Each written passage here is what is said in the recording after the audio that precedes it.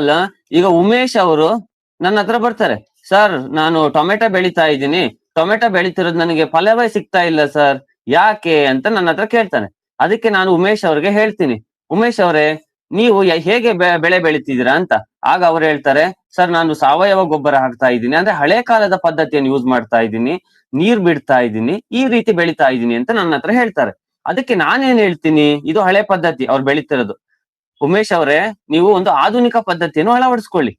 ಏನು? ರಸಗೊಬ್ಬರಗಳನ್ನ ಬಳಸಿ, ಆಯ್ತಾ? ಅಂದ್ರೆ ಸಾಂಪ್ರದಾಯಕನು ಬೆಳೀರಿ, ಆಧುನಿಕ ವಿಧಾನನು ಬೆಳೀರಿ. ಅಂದ್ರೆ ಬೀಜ ಒಂದೇ ರೀತಿಯಾಗಿರ್ಬೇಕು, ಟೊಮೆಟೊ ಬೀಜ, ಅರ್ಥ ಆಯ್ತಾ? ಎರಡಕ್ಕೂ ಸೇಮ್ ಬೀಜ ಹಾಕ್ಬೇಕು, ಅರ್ಥ ಆಯ್ತಾ? ನೀರು ಕೂಡ ಸೇಮ್ ಹಾಕ್ಬೇಕು, ಅರ್ಥ ಆಯ್ತಾ?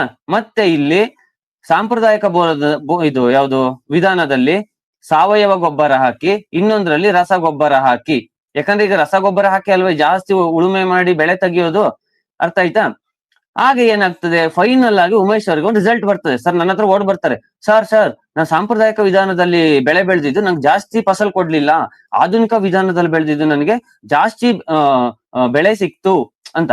ಹಾಗೇನಾಗ್ತದೆ, ಈ ಆಧುನಿಕ ವಿಧಾನದಲ್ಲಿ ಬದಲಾಯಿಸ್ಕೊಂಡ್ರಲ್ಲ ಸಾಂಪ್ರದಾಯಿಕ ಬಿಟ್ಬಿಟ್ಟು, ಆಗ ಇದು ಏನಾಗ್ತದೆ, ಸ್ವತಂತ್ರ ಚಾಲಕ. ಯಾಕಂದ್ರೆ ಇವರು ಬದಲಾವಣೆ ಮಾಡ್ಕೊಂಡ್ರು, ಅರ್ಥ ಆಯ್ತಾ? ಇದ್ರಲ್ಲಿ ಅವಲಂಬಿತ ಚಾಲಕ ಯಾವುದು? ಅಲ್ಲಿ ಬೆಳೆ ಬಂತಲ್ಲ ಉತ್ತಮವಾಗಿ, ಇದ್ರ ಈ ಆಧುನಿಕ ವಿಧಾನದ ಮೇಲೆ ನಿರ್ಧಾರ ಆಯ್ತಲ್ಲ ಉತ್ತಮ ಬೆಳೆ, ಅದು ಅವಲಂಬಿತ ಚಾಲಕ. ಯಾಕಂದ್ರೆ ಸ್ವತಂತ್ರದ ಮೇಲೆ ಡಿಪೆಂಡ್ ಆಗಿದೆ, ಅರ್ಥ ಆಯ್ತಾ? ಇಲ್ಲಿ ನಿಯಂತ್ರಿತ ಚಾಲಕ ಅಂತ ಬರ್ತದೆ. ಏನ್ ನಿಯಂತ್ರಿತ ಚಾಲಕ? ನಾನು ಆಗ್ಲೇ ಹೇಳ್ದೆ, ಸೇಮ್ ನೀರ್ ಹಾಕ್ಬೇಕು ಅವನು ಅದಕ್ಕೆ, ಮತ್ತೆ ಇದು ಸೇಮ್ ಬೀಜ ಹಾಕ್ಬೇಕು, ಸೀಡ್ಸ್ ಹಾಕಬೇಕು. ಯಾಕಂದ್ರೆ ಎರಡಕ್ಕೂ ಕೂಡ ಸೇಮ್ ಗಿಡ ಹಾಕಿದ್ರೆ ಅಲ್ವಾ ಗೊತ್ತಾಗೋದು, ಅರ್ಥ ಆಯ್ತಾ? ಇವು ನಿಯಂತ್ರಿತ ಚಾಲಕಗಳು ಬರ್ತದೆ.